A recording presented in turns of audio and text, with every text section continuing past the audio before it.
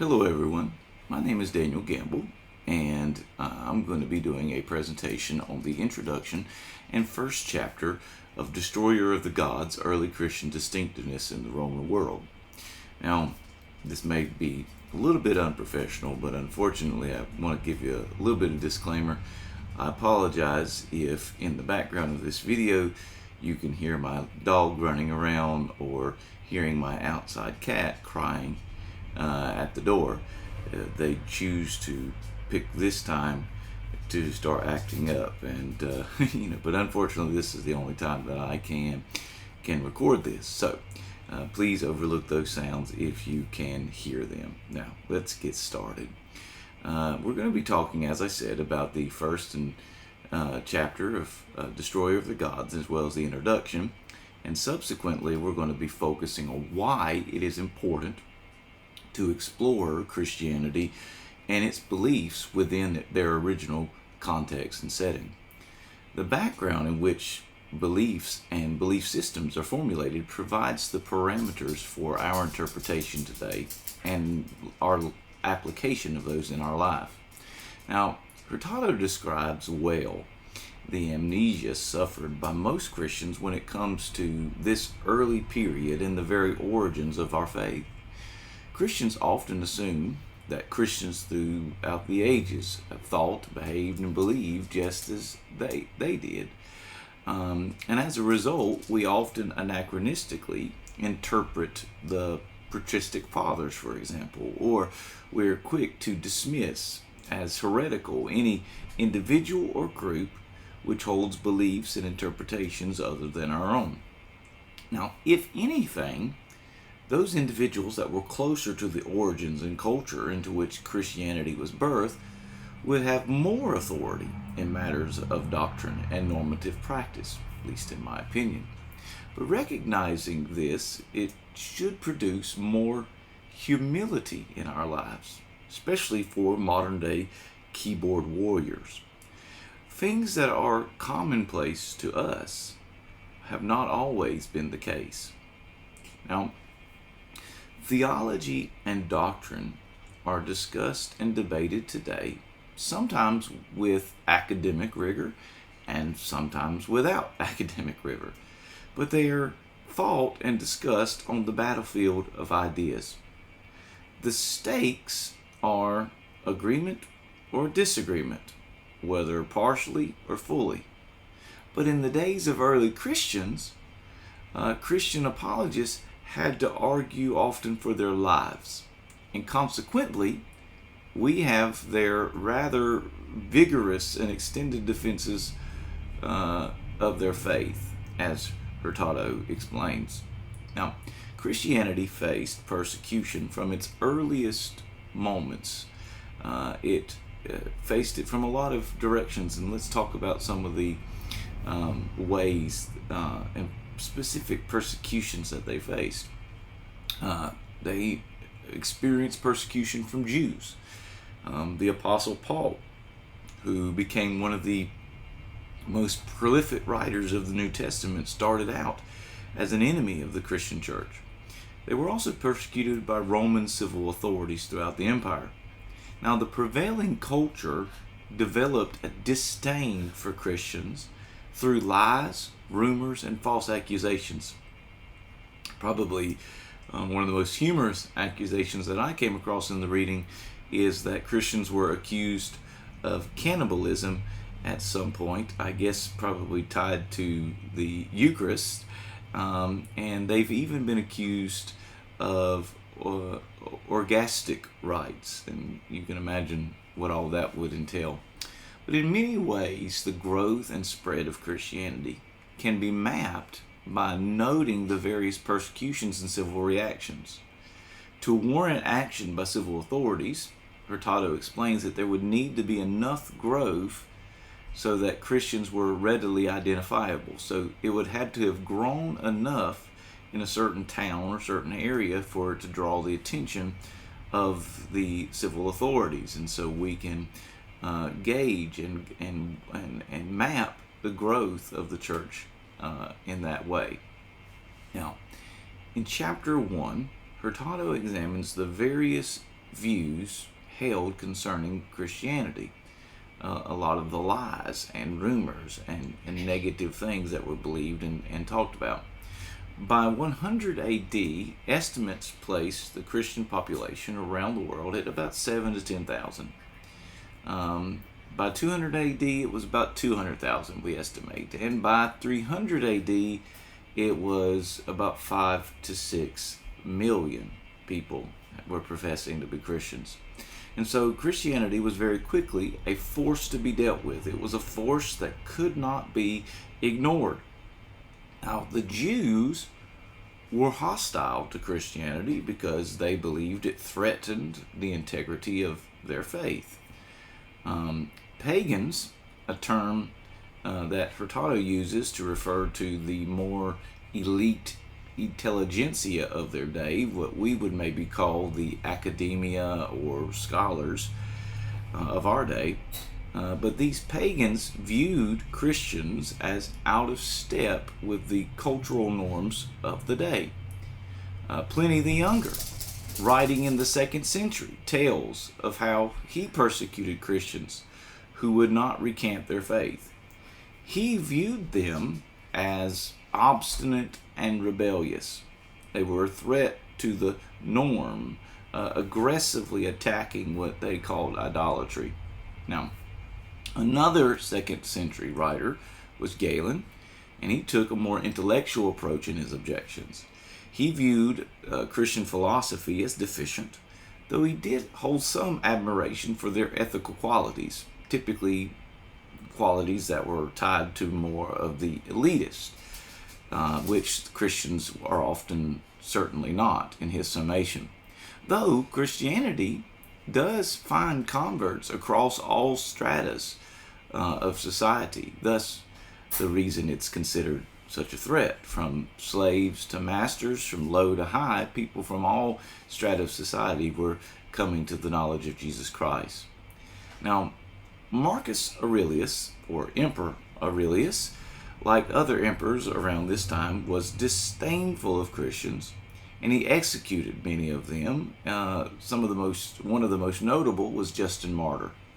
Now, Aurelius considered Christians as obstinate, or more specifically, their willingness to die for their faith was not out of some deep religious conviction in his summation, but more just the fact that they were just obstinate. Another individual disdainful of Christians was Lucian. And in his work, The Death of Peregrinus, and I'm sure I mispronounced that, he portrays the main character as a deceitful con artist that easily dupes the Christians in that story. According to Lucian, Christians are poor wretches, simple folk who believe doctrines traditionally without any definite evidence, leaving them at the mercy of charlatans and tricksters. It's not a very high opinion of the Christians of his day. Now, the writings of Celsus, 3/4 of which we have because they survive in the refutational writings of Origen, portrayed Christians as intellectually inferior, beholden to inadequate philosophies, and so on. But like Galen, Celsus commended Christians for their ethics. But in the same token, he ridicules both the Old Testament and New Testament writings that the Christian ethics are based on. So a little bit of an inconsistency there. But Celsus is among the first to claim that Jesus was illegitimate rather than being born of a virgin. He also portrays Jesus as a wicked sorcerer, and by wicked sorceries that Jesus performed his miracles. But he took particular interest in criticizing the idea of a bodily resurrection. Hurtado explains that Celsus believed that it was possible that the soul might be eternal, but he would not even give even a thought to the possibility of a reanimation of the body. Now, by Christianity, what we've been talking about up to this point, what we'll talk about going forward, like Hurtado, I am referring to proto-Orthodox Christianity. identified by the author as by features and beliefs limited rather than being limited to any particular sect. So we're not talking about a particular sect of Christianity, but we're talking about people that hold to a overall orthodox set of beliefs and features. Now, of course, there were many different sects of Christianity, some within the bounds of orthodoxy and some were not. But for the most part, proto-orthodox beliefs are what has survived and what spread around the world long before even Constantine and the Council of Nicaea. Contrary to popular modern secular belief, the Council of Nicaea did not decide what the church would believe, but rather it codified the orthodox beliefs that had already become the mainstay and common beliefs of most Christians at that time. Now, in fact, if we understand the cultures of that day, if we understand the people of that day, it helps us to identify and place into context the various beliefs and developments of doctrines and the various apologetic arguments and core foundational doctrines of the Christian faith, many of which were discussed later on at the Council of Nicaea. Understand what is being stood against often helps explain what's being stood for. And Christianity did stand in many ways as a countercultural movement. Not entirely. There were parts of culture that it did not cancel out, if we use a modern term of cancel culture, but that it would put on a more Christian tact. In the epistles of Paul and in the writings of other New Testament writers, we have instructions on how Christians were to behave and act within the culture of their day. Yet by studying the culture particulars, these admonishments have taken on greater clarity. Paul was not addressing 21st century American ideals. He would have had no concept of those things. And to interpret his writings through that prism and context is to divorce his words from their intent. Now, Christianity suffered persecution to one degree or another for 3 centuries. Yet by the 4th century, there had been a sudden shift as Christianity won the day, becoming the Roman Empire's official religion. Now, though this is clearly within the absolute will of God, or the perfect will of God, or the hidden will of God, no matter what phrase a reformed person might put on it, one can point to some negatives with this shift. Early Christianity grew like no other movement before or since. Islam and Buddhism can be used for comparison, but Islam was primarily spread at the point of the sword and not through means of persuasion, such as in the case of Christianity. However, once Christianity gained political power, they often acted in similar ways to later Islam, coercing rather than winning hearts and minds.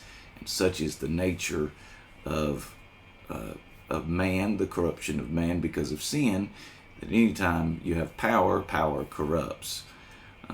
There are theological reasons for the widespread growth of the church, but there are also historical reasons. And Hurtado focuses upon these historical reasons. Christianity was distinctive even within its Roman and Jewish roots.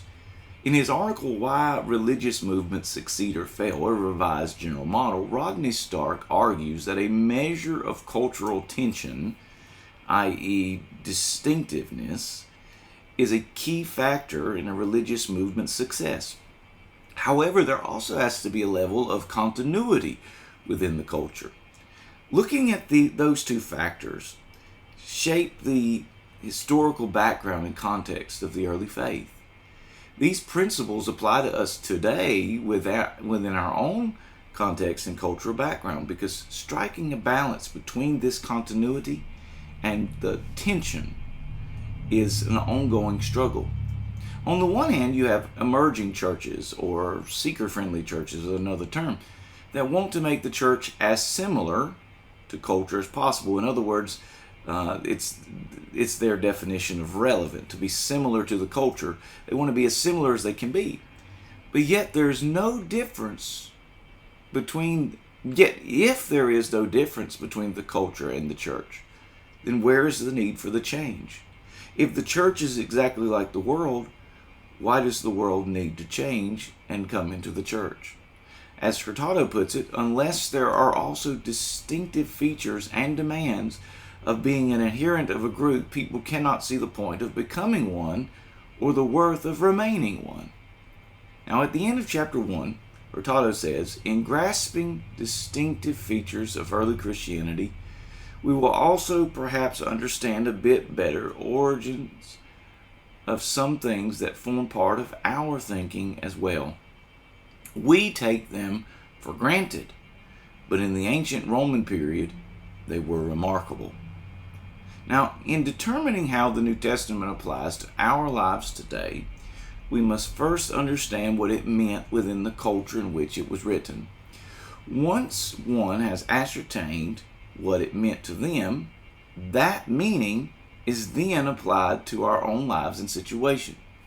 Now, because our two cultures are so different, it cannot work the other way around without being eisegetical and anachronistic.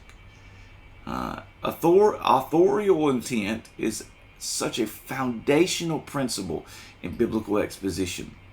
And since the cultural context of that day is foreign to our own, there is an exegetical process to go through. And Hurtado's work is a good resource for gathering this exegetical background and foundation. So, as we enter into the discussion now, what do you think about what I've said?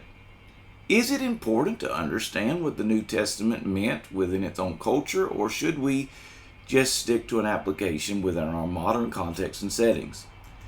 Can the Bible mean something different to us than it did to them? These are just some of the questions that we can pose. I look forward to your discussion, and I'll try to interact as best I can. God bless. We'll see you then.